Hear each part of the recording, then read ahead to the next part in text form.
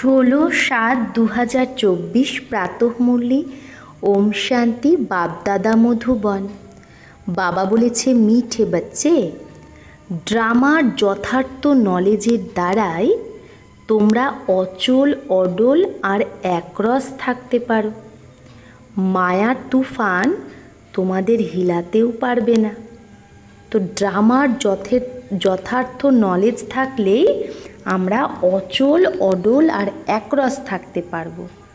মায়ার তুফান আমাদের হিলাতে পারবে না। প্রশ্ন, দেবতাদের মুখ্য এক কোন গুণ তোমাদের বাচ্চাদের মধ্যে সদা দিখাই দেনা চাইয়ে? মানে সদা যেন আমাদের মধ্যে দেখা যায় দেবতাদের মুখ্য কোন গুণটা? উত্তর, হর্ষিত রহে না, মানে হর্ষিত থাকা। দেবতাদের সদা মুস্কুরাতে হুয়ে হর্ষিত দিখাতে হে। দেবতাদের চিত্রে কি দেখায়? সদা খুশিতে হাসছে, এরকম দেখায়। এইরকম তোমাদের বাচ্চাদেরও সদা হর্ষিত থাকতে হবে। कोई भी बात हो, যে কোনো কথাই আসুক, মুস্কুরাতে রহো। হাসতে মানে হাসা মানে এখানে জোরে হাসা না, মুস্কুরাতে রহো, মুখে যেন সেই হাসির ঝলক থাকে। কখনো উদাসী বা গুসা, রাগ আসা উচিত নয়। যেরকম বাবা তোমাদের রাইট আর রঙের সমঝানি দিতে, যে রাইট কি আর রং কি সেটা যেরকম বাবা বোঝায়, কখনো গুসা করে না বাবা, উদাস হয় না, সেরকম তোমাদের বাচ্চাদেরও কখনো উদাস হওয়া উচিত না। ওম শান্তি। বেহদের বাচ্চাদের বেহদের বাবা বোঝায়। লৌকিক বাবা তো এরকম বলবে না। লৌকিক বাবার খুব বেশি 5-7টা বাচ্চা থাকতে পারে। আর এখানে তো যত সব আত্মা আছে, আপোষে সবাই ভাই, তো তাদের নিশ্চয়ই বাবা থাকবে। বলেও আমরা সব ভাই ভাই, সবার জন্য বলে। যেই আসে তাকেই বলে আমরা ভাই ভাই। ড্রামায় তো সবাই বাধা আছে, জিসকো কোই নেহি জানতে। ড্রামায় যে সবাই বন্ধায়মান সেটা কেউ জানে না। এই যে জানে না, এটাও ড্রামায় সেট আছে, যেটা বাবাই এসে শোনায়। কথা আদি যখন বসে শোনায় তো বলে পরম পিতা পরমাত্মায় নম। এখন সেই পরমাত্মা কে সেটা জানে না। বলে ব্রহ্মা দেবতা, বিষ্ণু দেবতা, শঙ্কর দেবতা, কিন্তু বুঝে বলে না। ব্রহ্মাকে বাস্তবে দেবতা বলাই উচিত না, দেবতা বিষ্ণুকে বলা যায়। ব্রহ্মার কথা কেউ জানেই না। বিষ্ণু দেবতা ঠিক আছে, আর শঙ্করের তো কিচ্ছু পার্টি নেই, তার বায়োগ্রাফিই নেই। শিব বাবার তো বায়োগ্রাফি আছে। শিব বাবা আসেই পতিতকে পাবন বানাতে, নতুন দুনিয়া স্থাপন করতে। এখন এক আদি সনাতন দেবী দেবতার ধর্মের স্থাপনা আর সব ধর্মের বিনাশ হয়। সবাই কোথায় যায়? শান্তিধামে। শরীর তো সবার বিনাশ হবেই। নতুন দুনিয়ায় থাকবে শুধু তোমরা। যত মুখ্য ধর্ম আছে সেগুলোকে তোমরা জানো। সবার নাম তো বাবা নেবে না। ছোট ছোট টালটালিয়া তো অনেক আছে। প্রথমে হলো ডিটিজম, মানে দেবী দেবতা ধর্ম। তারপরে দাপর যুগ থেকে কি আসে? ইসলামী ধর্ম প্রথমে আসে। এই কথাগুলো তোমরা বাচ্চারা ছাড়া আর কারো বুদ্ধিতে নেই। এখন সেই আদি সনাতন দেবী দেবতা ধর্ম প্রায় লোপ হয়ে গেছে। তাই বাবা বট গাছের উদাহরণ দেয়। সারা ঝাড় দাঁড়িয়ে আছে, কিন্তু ফাউন্ডেশনটা নেই। সব থেকে বড় আয়ু এই বট গাছেরই হয়।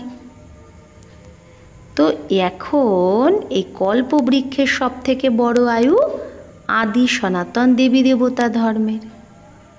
সেটা যখন প্রায় লোপ হয়ে যায় তখনই তো বাবা এসে বলে যে এখন এক ধর্মের স্থাপনা আর অনেক ধর্মের বিনাশ হবে, তাই ত্রিমূর্তিও বানায়।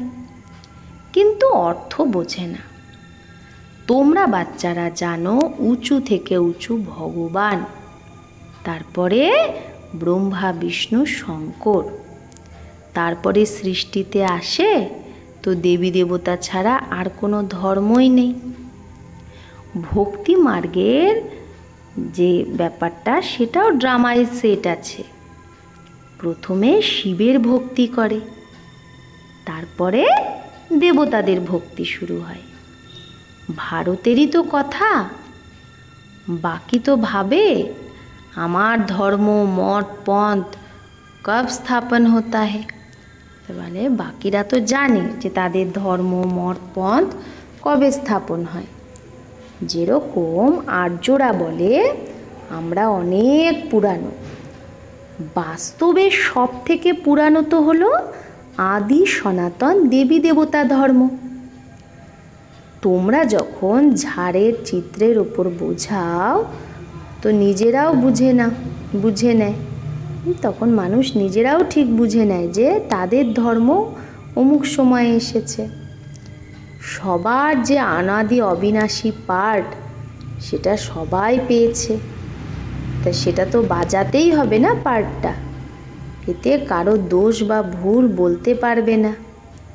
যার যেটা ড্রামায় পার্ট আছে অনাদি অবিনাশী সেটা সে বাজাচ্ছে, তো এটাতে কারো দোষ নেই।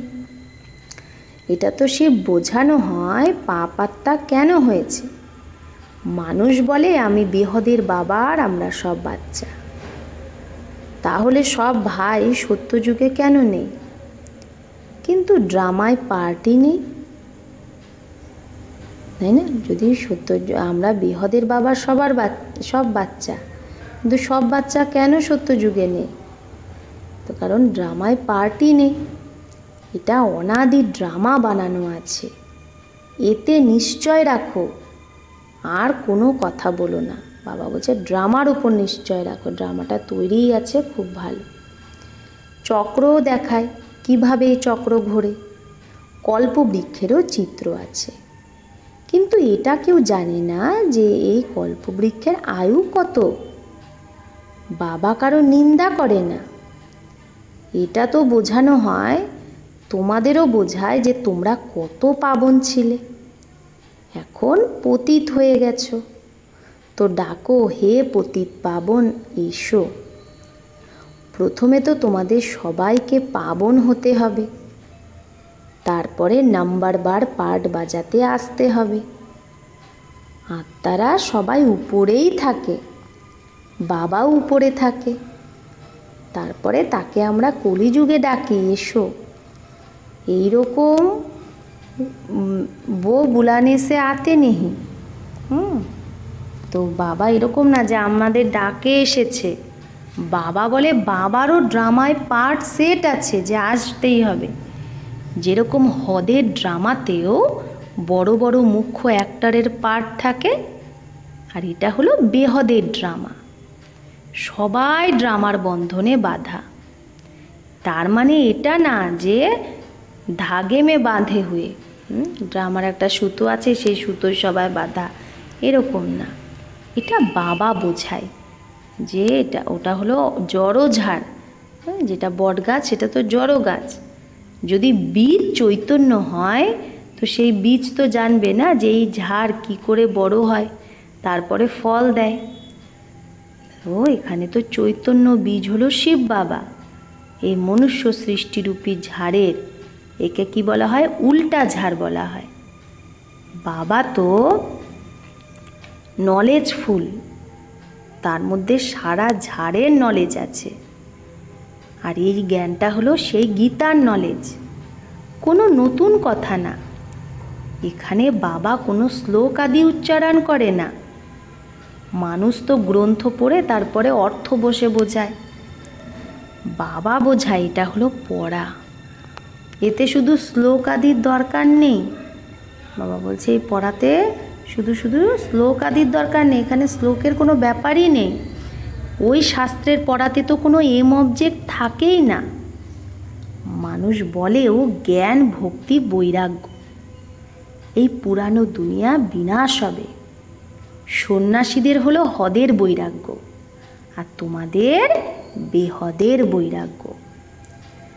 শঙ্করাচার্য যখন আসে তখন সে শেখায় ঘর বাড়ি থেকে বৈরাগ্য।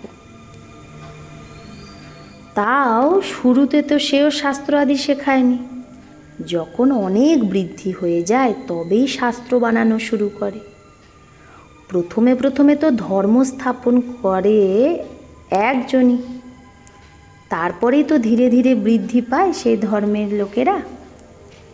এটাও বুঝতে হবে সৃষ্টিতে প্রথমে প্রথমে কোন ধর্ম ছিল।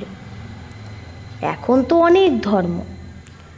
আদি সনাতন দেবী দেবতা ধর্ম ছিল, যাকে স্বর্গ হেভেন বলা হয়। তোমরা বাচ্চারা রচয়িতা রচনাকে জানলেই আস্তিক হয়ে যাও। নাস্তিকপনার কত দুঃখ হয়, নিধনকে হয়ে যায়, আপোষে লড়াই ঝগড়া করতে থাকে। বলে না তোমরা নিজেরা নিজেরা লড়াই করছো, তো তোমাদের কেউ ধনী ধানী নেই কি, মানে বড় কেউ নেই। এই সময় সবাই নিধনকে হয়ে গেছে। নতুন দুনিয়ায় পবিত্র সুখ শান্তি সব ছিল, অপার সুখ ছিল। এখানে তো অপরম অপার দুঃখ। সেটা হলো সত্যযুগের আর এটা কলিযুগের। কিন্তু এখন তোমাদের এটা হলো পুরুষোত্তম সঙ্গম যুগ। এই পুরুষোত্তম সঙ্গম যুগ একটাই হয়। সত্যযুগ ত্রেতার সঙ্গমকে পুরুষোত্তম বলা যাবে না। এখানে হলো অসুর আর সত্যযুগে হলো দেবতা। তোমরা জানো এটা রাবণ রাজ্য। রাবণের ওপরে গাধার মাথা দেখানো হয়। গাধাকে কত পরিষ্কার করো, তার উপরে কাপড় রাখো, গাধা তাও মাটিতে শুয়ে কাপড় খারাপ করে দেয়। যতই পরিষ্কার করো তার উপর কাপড় রাখো, গাধা তাও কি করে, মাটিতে শুয়ে কাপড়া খারাপ করে। বাবা তোমাদের কাপড়া সাপ গুলগুল বানায়। তারপর রাবণ রাজ্যে লিথারকার অপবিত্র বন যাতে হো। বাবা বলছে রাবণ রাজ্যে আমরা কি করি, এই মাটিতে শুয়ে পড়ি, মানে মাটিতে মিশে যায়। বলতে এখানে বোঝাচ্ছে যে আমরা পাঁচ যে তত্ত্ব, এই প্রকৃতির ইয়েতে কি হয়ে যায়, আমরা আকর্ষিত হয়ে যাই। আর তার জন্য কি হচ্ছে, আমরা দেহভানে চলে আসি, উপরাম হতে পারি না। যেরকম গাধা মাটিতে শুয়ে পড়ে, সেরকম বাবা বলছে এই পাঁচ বিকারের বশীভূত আমরা হয়ে যাই। সেই রকম আমরা রাবণ রাজ্যে লিথারকার মাটিতে মিশে অপবিত্র হয়ে যাও। এখানে মাটিতে মিশে মানে আমরা নিজেকে আত্মা ভাবি না। এই দেহটা কি দিয়ে তৈরি, পাঁচ তত্ত্ব প্রকৃতির অধীনে হয়ে যায়। আত্মা আর শরীর দুটোই অপবিত্র হয়ে যায়। বাবা বলে তুমি সারা সাজই নষ্ট করে দাও। বাবা আমাদের আত্মাদের কত সাজিয়েছিল, সেটা নষ্ট করে দিই। বাবাকে পতিত পাবন বলে। তোমরা একদম ভরা সভায় বলতে পারো যে আমরা গোল্ডেন এজে কত শৃঙ্গারে ছিলাম, সাজা গোজা ছিল আমাদের সাজগোজ, কত ফার্স্ট ক্লাস রাজ্যভাগ্য ছিল। তো মায়ারূপী ধুলায় আমরা একদম পড়ে গিয়ে ময়লা হয়ে গেছি। তো মায়ারূপী ধুলায় নিজেরাই নিজেদেরকে কি করেছি, লটকেছি। লিথারকার মেলে হো গে। বাবা বলে এটা হলো অন্ধেরি নগরী। ভগবানকে সর্বব্যাপী বলে দিয়েছে, যা কিছু হয়েছে সেগুলো হুবহু রিপিট হবে। এতে কনফিউজড হওয়ার কোনো দরকার নেই। 5000 বছরে কত মিনিট ঘন্টা সেকেন্ড হয়, এক বাচ্চা সব ধর্মের মানুষদের হিসাব বের করে বাবাকে পাঠিয়েছিল। তো এতেও তো বুদ্ধি ব্যর্থ হয়ে যায়। বাবা তো এমনিই বোঝায় যে দুনিয়া কিভাবে চলে। প্রজাপিতা ব্রহ্মা হলো গ্রেট গ্রেট গ্র্যান্ডফাদার, তার অকুপেশনকে কেউ জানে না। বিরাট রূপ বানায়, তাও প্রজাপিতা ব্রহ্মাকেই উড়িয়ে দেয়। বাবা আর ব্রাহ্মণকে যথার্থ রীতি জানেই না। তো ব্রহ্মা বাবাকে কি বলে? আদিদেব। বাবা বোঝায় আমি এই ঝাড়ের চৈতন্য বীজ রূপ, আর এটা হলো উল্টা ঝাড়। বাবা যে সত্য চৈতন্য জ্ঞানের সাগর, তারই তো মহিমা করা হয়। আত্মা যদি না থাকে তো চলতে ফিরতেও পারবে না। গর্ভেও 5-6 মাস পরেই আত্মা প্রবেশ করে। এটাও ড্রামা তৈরি আছে। তারপর আত্মা যদি বের হয়ে যায় তো খালাস। আত্মা অবিনাশী, সে পার্ট বাজায়। এটা বাবা এসেই রিয়ালাইজ করায়। আত্মা এতটাই ছোট বিন্দু, তাতে অবিনাশী পার্ট ভরা আছে। পরম পিতাও আত্মা, তাকে জ্ঞান সাগর বলা হয়। সেই আত্মার রিয়ালাইজেশন করায়। মানুষ তো শুধু বলে দেয় পরমাত্মা সর্বশক্তিমান, 1000 সূর্য থেকে তেজময়, কিন্তু বোঝে কিছুই না। বাবা বলে এগুলো সব ভক্তি মার্গে বর্ণনা করা আছে আর শাস্ত্রে লিখে দিয়েছে। অর্জুনের সাক্ষাৎকার হয়েছিল আর সে বলেছিল যে আমি এত তেজ সহন করতে পারছি না। তো সেই কথাটাই মানুষের বুদ্ধিতে বসে গেছে। এত তেজময় কারো অন্দরে কারো মধ্যে যদি প্রবেশ করে তাহলে তো সে ফেটে যাবে। তাহলে জ্ঞান তো নেই না মানুষের। তো ভাবে পরমাত্মা তো 1000 সূর্য থেকে তেজময়, আমি তার সাক্ষাৎকার করতে চাই। ভক্তির ভাবনা বসে আছে, তো তার সেই রকমই সাক্ষাৎকার হয়ে যায়। শুরুতে তোমাদের কাছেও এরকম অনেকে সাক্ষাৎকার করত, চোখ লাল হয়ে যেত, সাক্ষাৎকার করত, কিন্তু আজকাল তারা কোথায়? তো বাবা বলছে দুনিয়ায় সব হলো ভক্তি মার্গের কথা। তো এগুলো সব বাবা বোঝায়, এখানে গ্লানির কোনো ব্যাপার নেই। বাচ্চাদের সদৈব হর্ষিত থাকতে হবে, এটা তো ড্রামা বানানো আছে। তো বাবা বলছে আমাকে এত গালি দেয়, তাও আমি কি করি? রাগ হয়ে যায়। ভাবি ড্রামা অনুসারে এইসব ভক্তি মার্গে এরা ফেসে আছে, নারাজ হওয়ার ব্যাপারই নেই। ড্রামা এইরকম বানানো আছে, ভালোবেসে কাউকে বোঝাতে হবে। বেচারারা অজ্ঞান অন্ধকারে পড়ে আছে, যদি তারা না বোঝে তো আমাদের করুণা হয় তাদের প্রতি। সদৈব মুস্কুরাতে রহনা চাহিয়ে, হাসি খুশি থাকতে হবে। এই বেচারারা স্বর্গের দ্বারে তো আসতে পারবে না, তারা সব শান্তিধামে চলে যাবে। সবাই চায় শান্তিই হোক, তো বাবাই রিয়াল বোঝায়। এখন তোমরা জানো এটা একটা খেলা, ড্রামায় প্রত্যেকে পার্ট পেয়েছে। এতে বড় অচল স্থেরিয়াম বুদ্ধি চাই। যতক্ষণ অচল অডল একরস অবস্থা হবে না, ততক্ষণ পুরুষার্থ কী করে করবে? যা কিছুই হয়ে যাক, ভলে তুফান আসুক, তাও স্থেরিয়াম থাকতে হবে। মায়ার তুফান তো আরও আসবে, আর লাস্ট পর্যন্ত আসবে। অবস্থা মজবুত চাই, এটাই হলো গুপ্ত মেহনত। অনেক বাচ্চা পুরুষার্থ করে তুফানকে উড়িয়ে দেয়। যে যত পাস করবে তত উঁচু পদ পাবে, কারণ রাজধানীতে তো পদ অনেক আছে না। সব থেকে ভালো চিত্র হলো ত্রিমূর্তি গোলা আর ঝাড়। এটা শুরুতে বানানো আছে, শুরুতে বানানো ছিল এই গোলা আর ঝাড়। বিদেশে সার্ভিসের জন্য এটা দিয়ে দাও, তো চিত্র নিয়ে যেতে পারবে।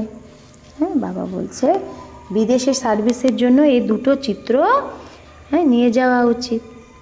এর ওপরেই তারা ভালোভাবে বুঝতে পারবে ত্রিমূর্তি গোলা আর ঝাড়।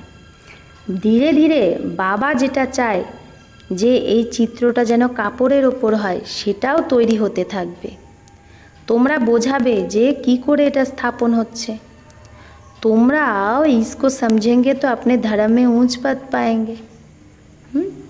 তো বাবা বলছে যে তোমরা বোঝাও যে কি করে এটা স্থাপনা হচ্ছে, আর বলো যে তুমি যদি বোঝো তাহলে তুমিও এইরকম এই যে আমাদের এই দেবী দেবতা ধর্মে উঁচু পদ পাবে। খ্রিশ্চান ধর্মে তোমরা উঁচু পদ পেতে চাও তাহলে এটা ভালো করে বোঝো। अच्छा, मीठे मीठे सिकिलधे बच्चों प्रति माता पिता बाप दादा का याद प्यार और गुड मॉर्निंग। रूहानी बाप की रूहानी बच्चों को नमस्ते। हम रूहानी बच्चों की रूहानी माता पिता बाप दादा को याद प्यार गुड मॉर्निंग और नमस्ते नमस्ते नमस्ते। शुक्रिया बाबा, आपको लाख लाख शुक्रिया। धारणा 1, এই পুরুষোত্তম সঙ্গম যুগে পবিত্র হয়ে নিজেকে সাজাতে হবে, মানে জ্ঞান গুণে সাজাতে হবে। কখনো মায়ার ধুলায় মিশে শৃঙ্গার নষ্ট করলে চলবে না। 2, এই ড্রামাকে যথার্থ রীতি বুঝে নিজের অবস্থা অচল অডল স্থিরিয়াম বানাতে হবে। কখনো কনফিউজড হলে চলবে না, সদৈব হর্ষিত থাকতে হবে। বরদান, ভেবে চিনতে প্রত্যেক কর্ম যে করে সেই পশ্চাতাপ থেকে মুক্ত জ্ঞানী তু আত্মা ভব।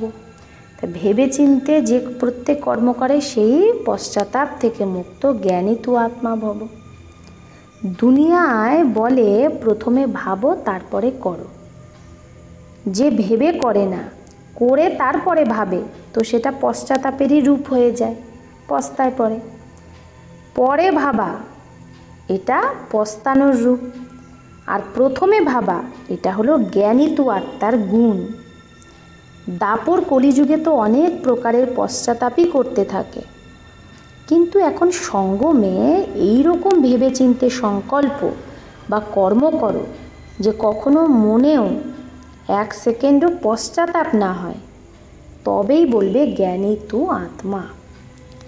স্লোগান, রহেম দিল হয়ে সর্বগুণ আর শক্তির দান দাও, তবেই মাস্টার দাতা হবে। তো যে রহেম দিল, করুণা সাগর হয়ে, যে ক্ষমার সাগর হয়ে, কৃপার সাগর, যেরকম বাবা করুণা দয়া ক্ষমা এগুলোর সাগর, সেরকম আমাদেরও রহেম দিল, দিল অনেক করুণার মতো হতে হবে, দয়ার দিল হয়ে সর্বগুণ আর সর্বশক্তির দান যদি আমরা দিই তাহলেই আমরা মাস্টার দাতা। ওম শান্তি।